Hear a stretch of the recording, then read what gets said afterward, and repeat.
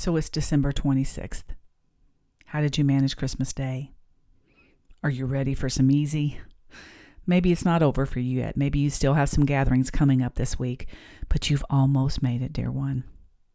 I pray you accepted my challenge in episode number 72, and you were able to focus on what's important about the holiday and not what our culture throws in our face in a constant stream of Mary, Mary, look here, look there, buy this, buy that, because it's going to make your life great, showing us fake lifestyles to make us feel less than, if that's not what our family looks like.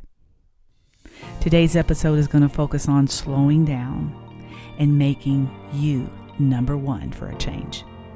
I can't wait to share with you what the Lord has for you today. And by the way, making you number one is not selfish. Stay tuned to learn why.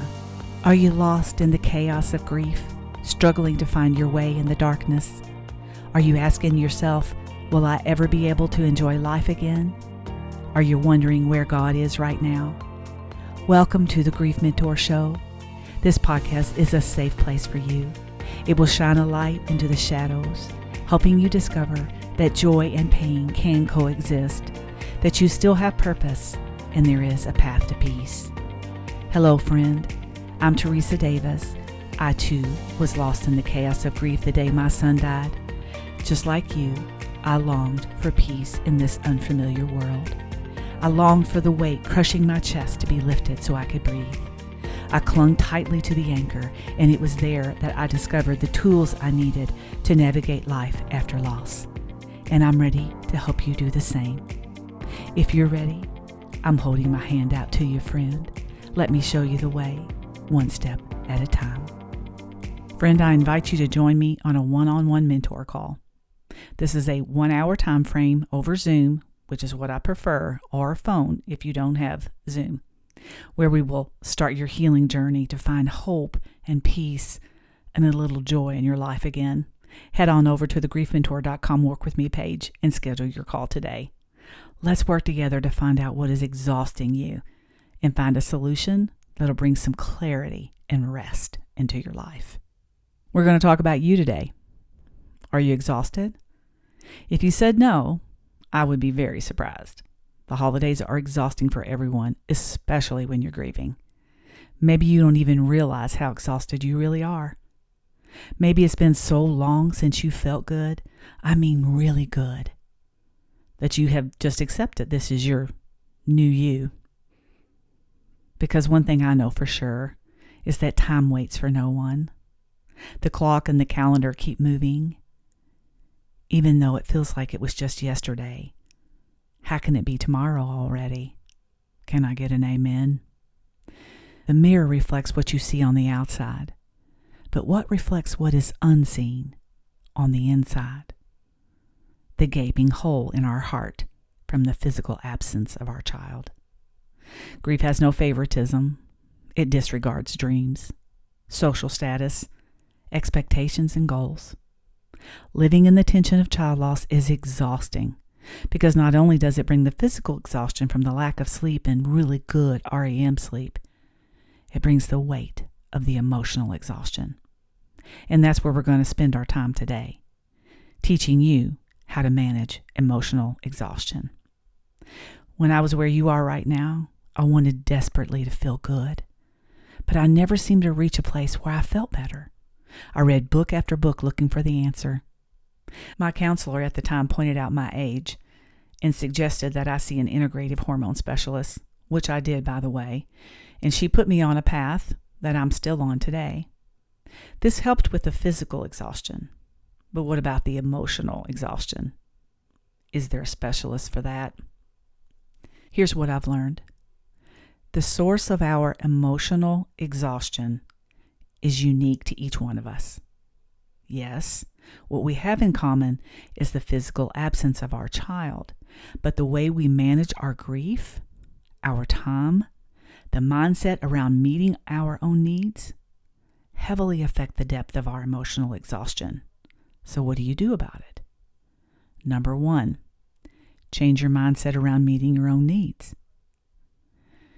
Changing your mindset around meeting your own needs starts with an understanding that taking care of your physical bodies, your spiritual needs, and your emotional needs is not selfish. Here's the thing that we must understand when it comes to self-care. And I'm not talking about getting a massage, although that's not a bad idea. Getting a massage is a one and done kind of thing. It's great in the moment, but you need tools that is going to make a difference in your everyday life. Self-care is realizing that God tells us in the book of Lamentations that there are new mercies every morning. He only gave the Israelites enough manna for the day they were living. Why is this?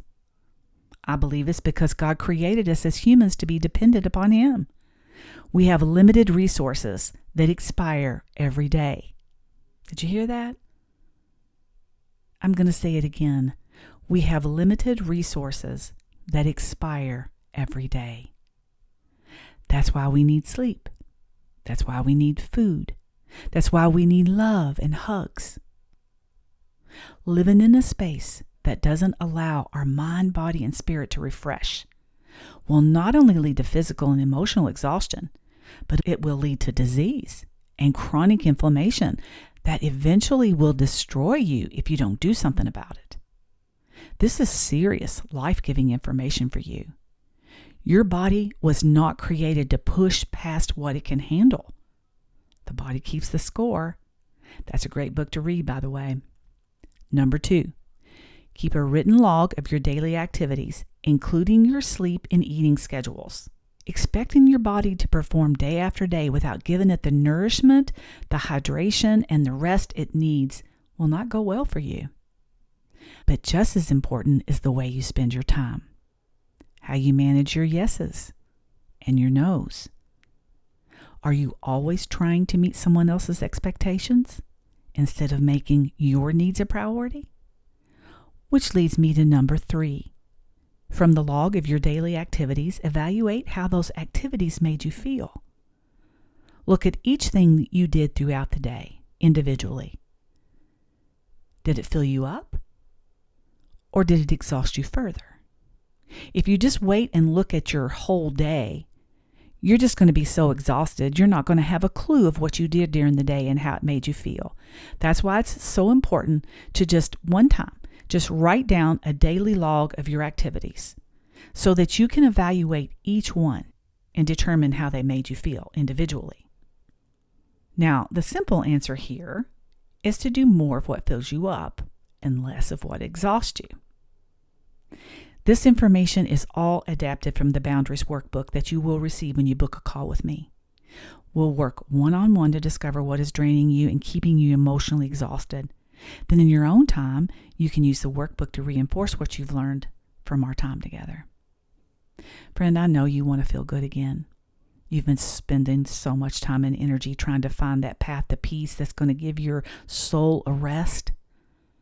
But your tear-stained eyes and your broken heart are lost in that fog of grief.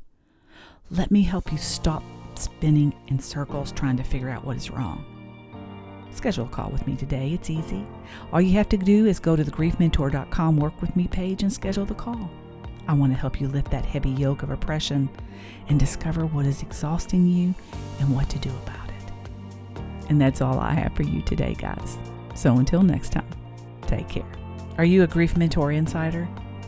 I have a free grief survival guide on my website and a song list that I have created along the way in my grief journey.